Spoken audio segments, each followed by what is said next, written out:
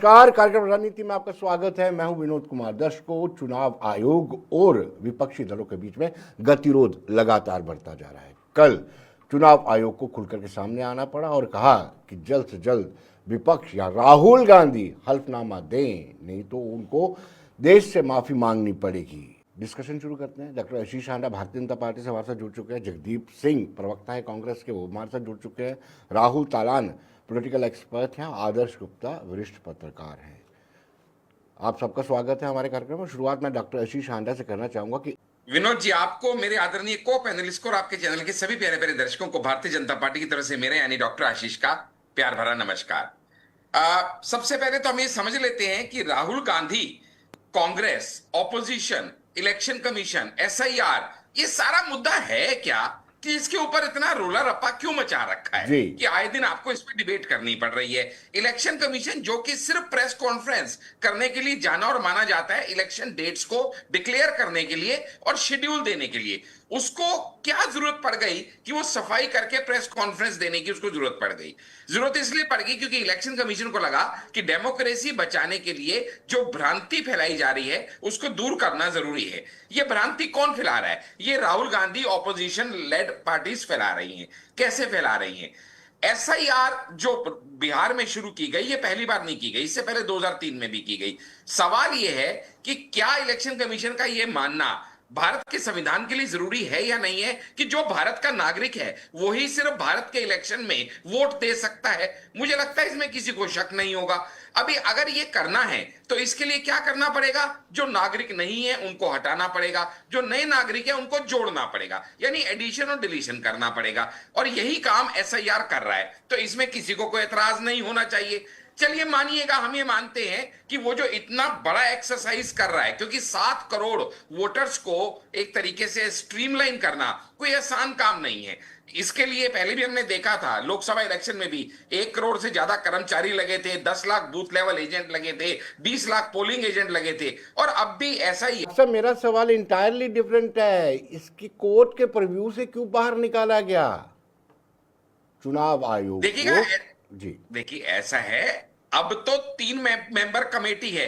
पहले तो याद कीजिएगा, कांग्रेस के टाइम पे सिंगल मेंबर कमेटी भी नहीं होती थी। कांग्रेस जिसको नॉमिनेट कर देती थी वही चीफ इलेक्शन कमीशन बन जाता था और उनको उसका लिए बराबर इनाम भी मिलता था। यह भी हमने देखा है। 1958 से लेकर 67 तक के सुंदरम को बनाया गया, जिनको पद्म भूषण दे दिया गया। 72 से 73 तक नागेंद्र सिंह को बनाया गया, उनको पद्म भूषण दे दिया गया। 82 से 85 आर के त्रिवेदी को बनाया, उनको गवर्नर बना यानी दिया। रई को बनाया गया, उनको गवर्नर बना दिया गया। आप जवाब 90 से नहीं देना 96 में चाहते हैं। टीएन शेषन को बनाया गया, आशीष, जिनको चलिए मूड जगदीप मूड जी से ये जानते समझना हैं। पड़ेगा हमें जगदीप कि जी वो क्या करते थे, हम जी क्या कर रहे हैं, फिर सही क्या गलत चलिए क्या, तो उसके चलिए बाद ही चलिए फैसला होगा। चलिए जगदीप, चलिए हांडा साहब जी आप शुरू कीजिए। जी विनोद जी, मैं यही बताने का पहले भी प्रयास कर रहा था कि एक्चुअली जो आपके दर्शक हैं उनको एग्जैक्ट नैरेटिव समझ में आए कि मुद्दा क्या है। देखिएगा, हम ये चाहते हैं, हर बंदा ये चाहता है कि देश का नागरिक देश के इलेक्शन में पार्टिसिपेट करे।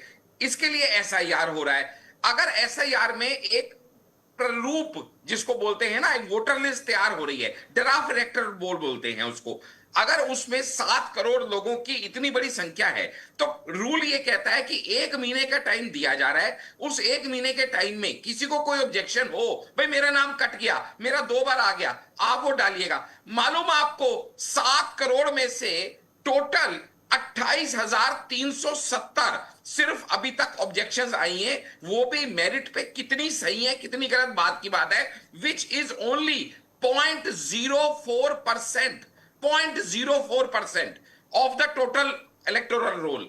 दूसरी बात, अगर ये रूल है कि आपको इलेक्शन डिक्लेयर होने के बाद 45 दिन तक वो सेव रखी जाती है वीडियो, आपने एक बार भी कहीं पे भी, 3 स्टेट्स का नाम ले रहे हैं ये, कहीं पे आपने एक बार भी ऑब्जेक्शन लॉन्च नहीं की, अगर की होती तो आपको वो मिल जाती। लेकिन आप कहें जी अब उसके बाद हम कह रहे हैं अब हमें दे दिए, भाई सुप्रीम कोर्ट का ऑर्डर हम तो डिफाई नहीं कर सकते। ये कहते हैं हमें प्रिंटेबल फॉर्म में नहीं चाहिए। भाई सुप्रीम कोर्ट का ऑर्डर है, सुप्रीम कोर्ट ने कह रखा है कि मशीन सर्चेबल फॉर्म में इलेक्शन कमीशन नहीं दे सकता, तो वो कैसे दे देगा? यानी बेतुकी बातें। जब इलेक्शन कमीशन इनको बुलाता है आइए बात करने के लिए, 11 अगस्त को 12 बजे का टाइम देता है, तो ये नहीं मानते हैं। गैर जिम्मेदाराना हरकत देख लीजिए, इस समय भी पार्लियामेंट ऑन है। भैया 2-3 दिन और रह गए हैं, जरा वहां पे पार्लियामेंट की प्रोसीडिंग में पार्ट कर लो। तुम्हें अभी इसी समय बिहार में यात्रा शुरू करनी है, अगर 3 दिन बाद शुरू कर लेते तो क्या इतराज हो जाता। यानी आपने सिर्फ पॉलिटिक्स में कहते हैं 3 सी चलते हैं, कन्विंस, कंफ्यूज और करप्ट। सबसे आसान होता है कंफ्यूज करना, क्योंकि 100 बूंद पानी के ऊपर भी 1 बूंद शाय भारी पड़ती है। तो इस तरह का नैरेटिव क्रिएट करना कि लोगों का democracy, democratic movement, election commission पे से विश्वास हट जाए, इस चीज को, विश्वास को बनाने के लिए, झूठे तथ्यों को हटाने के लिए इलेक्शन कमीशन को आके ही सफाई देनी पड़ी। ऐसा जब लगता है आपसे कहा कि इस जाता पर है खुलकर कि के आप सियासत हो अंडर रही है, ओथ क्या दे भारतीय लीजिए। जनता अरे जून 12 का भी अभी तक इन्होंने रिप्लाई नहीं दिया राहुल गांधी ने। जो इलेक्शन कमीशन ने जून 12 का नोटिस है, चलिए आप भागते फिरते इल्जाम लगाया भाग गए, इल्जाम लगाया भाग गए। जगदीप जी, आपको ये किसने कहा कि अनुराग ठाकुर को लिस्ट इलेक्शन कमीशन ने दी है? भैया हमारे ग्राउंड लेवल वर्कर हैं, अपना होमवर्क करते हैं, आपकी तरह नहीं है। नहीं, आपने कहा इलेक्शन कमीशन ने अनुराग ठाकुर को क्यों दे दी? आपको ये किसने कहा कि अनुराग ठाकुर को इलेक्शन कमीशन ने दी? ये बता दीजिए मुझे। चलिए, आप ये कैसे क्लेम कर सकते हैं? भाई हमारे बूथ लेवल वर्कर अपना होमवर्क करते हैं, आपकी तरह घूमने भी चले जाते हैं। आपके नेता हर समय घूमने में रहते हैं, आपके ग्राउंड लेवल वर्कर है नहीं, आपका कोई होमवर्क होता नहीं, आपको सिर्फ इल्जाम लगाना है और भाग जाना है। ऐसे राजनीति नहीं चला करती। सिर्फ एक असेंबली की बात की है और अनुराग ठाकुर को कितनी बात कर रहा है, कहां की बात कर रहा है? अभी भी इस समय भी 13 दिन का टाइम और बचा राहुल है। गांधी आप क्यों प्रेजेंटेशन दे रहा है और अनुराग ठाकुर लिस्ट दिखा रहा है और कहते हैं लीड कहां से आ गई? गलतियां मिलती हैं पकड़िए। अरे कमाल बात करते हैं, 65 लाख लोगों का नाम काटा गया, अगर उसमें से सही नाम है तो सिर्फ 0.04% कंप्लेंट क्यों आई है, ये बता दीजिए। 0.04%। आपको सुप्रीम कोर्ट की रूलिंग पता है कमलनाथ की 2018 की? झूठ बोल के कह रहे हो ना। कमलनाथ किसका नेता है? आपका नेता है कमलनाथ। जानते हो 2018 की रूलिंग जानते हो? सुप्रीम कोर्ट की क्या केस था कमलनाथ का? आपको पता कुछ है नहीं। सुप्रीम कोर्ट ने, कमलनाथ ने भी यही कहा था कि भैया मेरे को डिजिटल फॉर्म में इलेक्टोरल लिस्ट चाहिए। सुप्रीम कोर्ट ने 2018 में कौन जस्टिस थे वो भी बता दो, जस्टिस A.K. सीकरी और जस्टिस अशोक भूषण, इन 2 सुप्रीम कोर्ट के जजेस के बेंच ने कमलनाथ की इस अपील को रिजेक्ट कर दिया कि भाई साहब आपको इलेक्टोरल लिस्ट नहीं मिलेगी। कमलनाथ के रूल को तो समझ लो, जो उसकी रूलिंग हुई 2018 में, कुछ तो हुआ करके आओ। क्या जानती है पूरा कौन है? अपना पार्लियामेंट का सेशन छोड़ के बिहार में रैली निकाल रहे हैं। क्यों भैया 3 दिन बाद रैली निकाल लेते? इतनी अकल नहीं है? पार्लियामेंट सेशन ऑन है, लीडर ऑफ ऑपोजिशन हो, जिम्मेवारी का एहसास है कि नहीं है? इलेक्शन रिजल्ट के 45 दिन का टाइम था। कौन सी स्टेट में आपने एक भी कंप्लेंट डाली? हरियाणा में डाली आपने?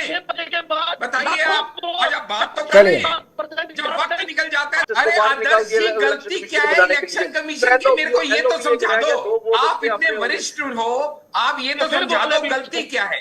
इलेक्शन कमीशन ने क्या बिगाड़ा है? भाई आपको इलेक्शन कमीशन ने जो बातें कही है आपको जो इलेक्शन कमीशन ने आज तक नहीं कही। किसी इलेक्शन कमीशन ने ऐसी प्रेस कॉन्फ्रेंस नहीं की है। आपने चंडीगढ़ में देखा, आपने आरोप लगे, आपने हरियाणा में देखा, आपने अरे यार आपके लिए बात कर रहे हैं, आपको इलेक्शन कमीशन का काम है उसको जस्टिफाई करना है, उसको दिखाना है, लोगों को सेटिस्फाई करना है। वो नहीं किया। सबूत मेल देगी, ये सबूत आप देंगे, कंप्लेनेंट आप हैं। तो इलेक्शन कमिश्नर अगर आपसे कहीं बात का सबूत मांग रहा है, अगर आपको कह रहा है कि आप ये काम नहीं है, तो इसमें दिक्कत क्या है? आपको रूल पता है ना कि भैया रूल चंडीगढ़ में किया, आपने हरियाणा में किया, आपने बहुत क्लियर है। रूल 20 सब रूल 3 सब रूल भी क्लियरली कहता है कि अगर आप उस विधानसभा के वोटर हो तो आप कंप्लेंट कर सकते हो, लेकिन अगर आप उस विधानसभा के वोटर नहीं हो तो आप आपको शायद मालूम नहीं है, मैंने भी बीजेपी का आरएसएस को बचपन से देखा है। और वो सबसे पहले करने के लिए इलेक्शन होती थी, आपको उनका काम यही होता था पड़ेगी। किस तरह से रूल है, उंगली पे लगी हुई स्याही को साफ करना है, मेरे लिए उसको चाहे माचिस की तीली से करना है, चाहे किसी लिक्विड से करना है, उसको साफ करके एक नहीं 4-4 जगह वोट डालते रहे हैं, 4-4 जगह जो मर चुके थे उनको वोट डालते रहे हैं वो। अगर ऐसी बातें जो सामने है जनता जानना चाहती है, क्या जंग में शोकरी करनी चाहिए बजाय राहुल गांधी बात का जवाब दें, उनको अपनी जो स्थिति है उसको साफ करना चाहिए। क्या जरूरत पड़ी थी उसको राहुल गांधी के ऊपर रोक लगाने का? रोक लगाता है राहुल गांधी, मैं कहता हूँ उनका काम नहीं है, उनका काम नहीं है, इलेक्शन कमीशन का काम नहीं था। एक राजनीतिक पार्टी बन के, एक नई पार्टी बन के वो बिल्कुल नेताओं की तरह बात करे, नेताओं की तरह भाषण दे, नेताओं की तरह जवाब दे, ये उसका नहीं हमने आज तक कभी नहीं देखा। अंडा साहब ये आपको मानना पड़ेगा, आपने भी रोक लगाए थे 2002 में, मोदी साहब ने भी रोक लगाए थे, 2014 में भी रोक लगाए थे, लेकिन ऐसी प्रेस कॉन्फ्रेंस उनको जवाब कभी नहीं मिला। जिस तरह से कल आपके ऊपर आरोप अगर जो मैंने कहा उसके बाद मेरे कहे को पनिशेबल माना जाएगा under rule 31 of representation of public people act 1950। जो साक्ष्य मैंने दिए हैं, अगर वो साक्ष्य गलत पाए गए तो भी मेरे खिलाफ क्रिमिनल प्रोसीडिंग हो सकती है अंडर सेक्शन 227 ऑफ बीएनएस 2023। ये की बात नहीं है, बूथ लेवल एजेंट और बूथ लेवल एजेंट काम तो करते नहीं। राहुल गांधी के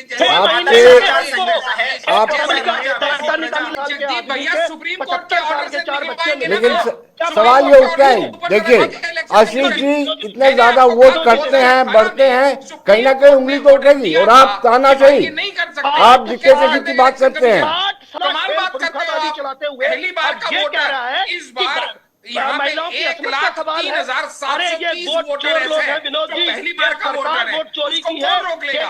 आप लोग कि मैं रोक लूंगा, लेकिन जब 65 लाख डिलीशन हुए तो 65 लाख डिलीशन में से आप ये बताइएगा ना, जो कंप्लेंट आई वो सिर्फ 28,370 की क्यों आई? 65 लाख में से आप कराइए ना कंप्लेंट। अरे आप सबूत दीजिए ना।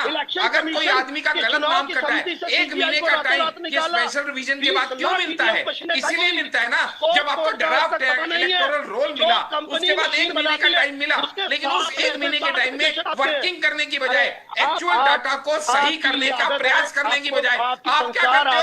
बिहार में जाके रैली करना शुरू कर देते हो, दिल्ली में जलसे बनाना शुरू कर देते हो, दिल्ली में आप अपना पार्लियामेंट को गतिरोध में लेके आ जाते हो। ये बचकानी हरकतें क्यों करते हो? जब आपको इलेक्शन कमीशन बुलाता है कि आइए आके बात कीजिए, 30 लोगों को बुलाता है, क्यों नहीं जाते हो?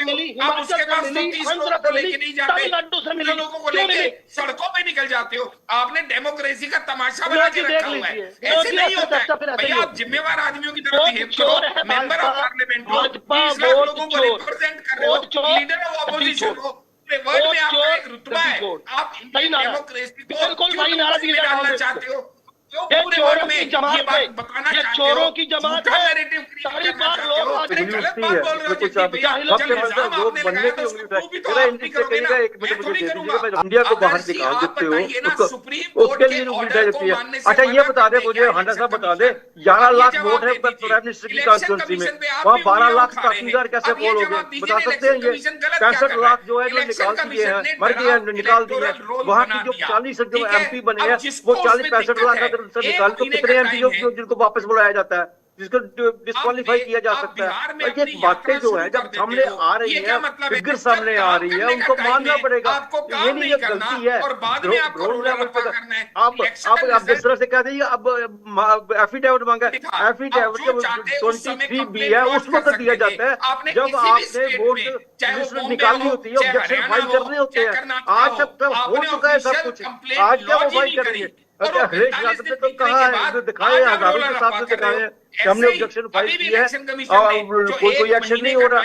जब ऐसी बातें सामने आएंगी तो आयोग को चाहिए था कि सभी पॉलिटिकल पार्टीज के साथ बैठ के इस बात का हल निकाला जा सके, क्या है, क्या कमी है, क्या नहीं है, बजाय इसके कि प्रेस कॉन्फ्रेंस करके उसमें काउंटर अटैक करे। एक पॉलिटिकल पार्टी की तरह दूसरी पॉलिटिकल पार्टी पे काउंटर अटैक करने की बजाय हल करने का एक रास्ता निकाला जाता था, बातचीत का निकाला जाता था। उनके उनके उनके जो डॉक्यूमेंट्स है उनको देखा जाएगा, उनको बात कोई बात हो तो उसका डॉक्यूमेंट दिखाओ या पहले एफिडेविट दो। अगर उसने कहा है कोई चीज बोली है, आपको बोली है, उसके लिए इलेक्शन कमीशन के पास जवाब होना चाहिए। आपकी बात पे इतबार है, ये नहीं होना चाहिए कि 7 दिन के अंदर में नहीं देश से माफी मांगो, नहीं तो हम समझेंगे जो कुछ किया सब ठीक है।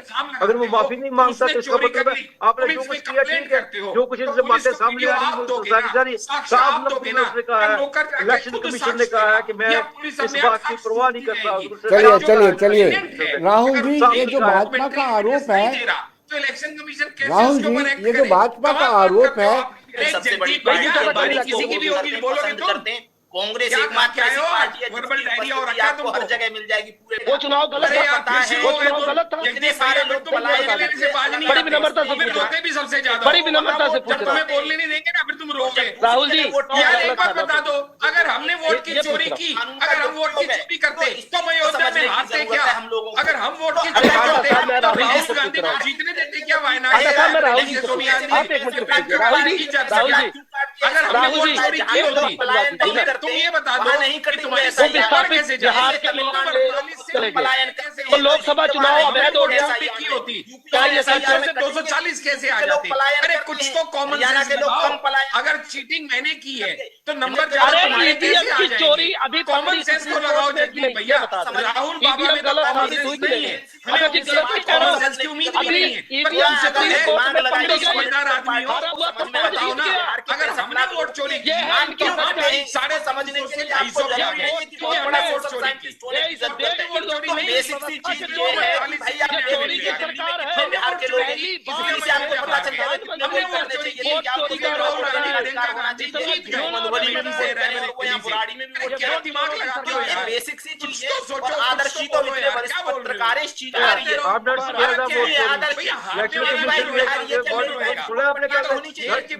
होनी चाहिए ना। जीतने वाला मुस्कुराता है और हारने वाला इल्जाम पे इल्जाम लगाता है।